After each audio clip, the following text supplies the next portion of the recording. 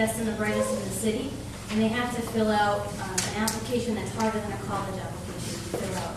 It is 3 essays that really make them think about who they are, who they want to be, and what part the Boys and Girls Club has played in that for them.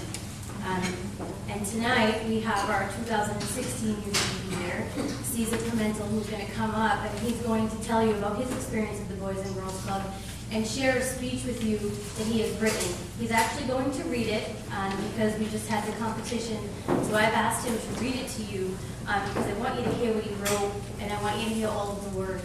And the title is the future of America's youth. So if Cesar, would you please come up?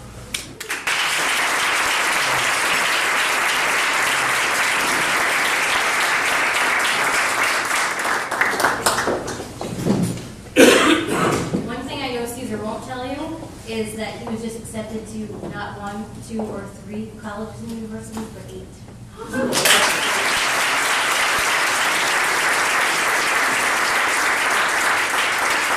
Hi everyone, I hope everyone's having a good night. I promise I'll make this brief, but I definitely wanted to share this with you guys.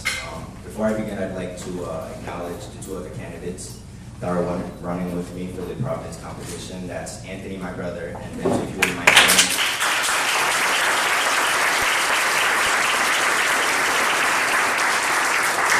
I'd also like to highly acknowledge our 2016 State Youth of the Year judges that I believe are with us here tonight. A round of applause for them as well too. As Nicole said, I'm the 2016 Youth of the Year for the City of Providence, going for states, and I wanted to share with you guys my Vision for America's Youth essay that I typed for the competition. Hope you guys enjoy it.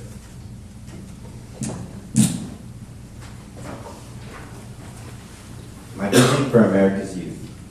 Many youth growing up today face a wide range of things that either set them back or distract them from what's important. They are burdened with circumstances that their parents bring upon them. They are forced to rise with less than what most children get to begin with. No one can ever really comprehend or put into perspective what one specific person goes through in their youth unless they have gone through similar situations themselves.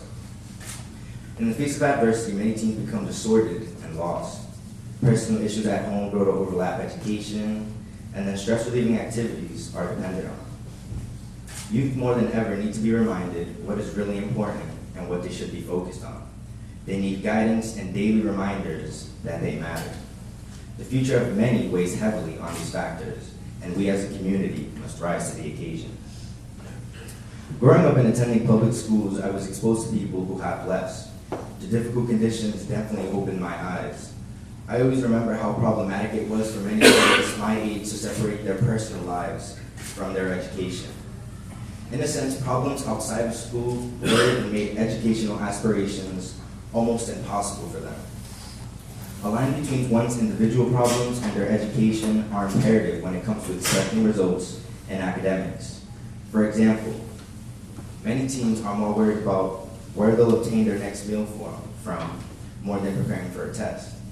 In addition, many teens are burdened with guardian responsibilities for younger siblings instead of focusing on what's really important in the present, their schoolwork. When youth find themselves caught between 2 major responsibilities, they eventually fail and depend on whatever relieves their stress.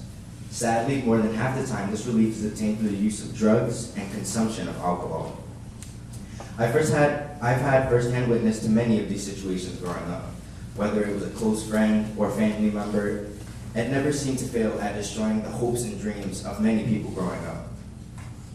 Youth must learn to look past all negatives occurring in the present and to focus in on what will benefit them in the future. The root to this is to never put school second to issues and bad habits. Instead, youth must use academics as a way of staying focused to avoid all other negatives occurring in their environment. As a community, the simple remedy to treat this dreadful issue we see emerging eminently in our society among our youth is to provide support and guidance. Simple, but also complicated. What makes this solution so broad is the different ways in which it can be approached, but still have the same positive effect on the individual's life. Clubs help teens manage their problems. It's a place in which all can find comfort in, and a location that stresses education. This presence in a youth's life plays a huge role in keeping them on track and focused.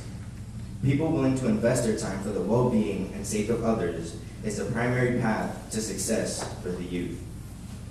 This means more to them than anything. They see they are worth the struggle.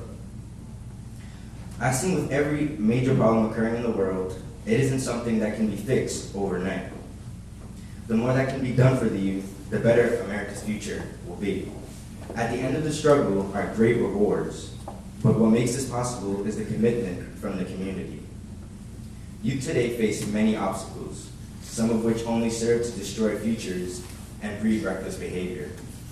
However, as caretakers and responsible adults, we can greatly make a difference through our clubs.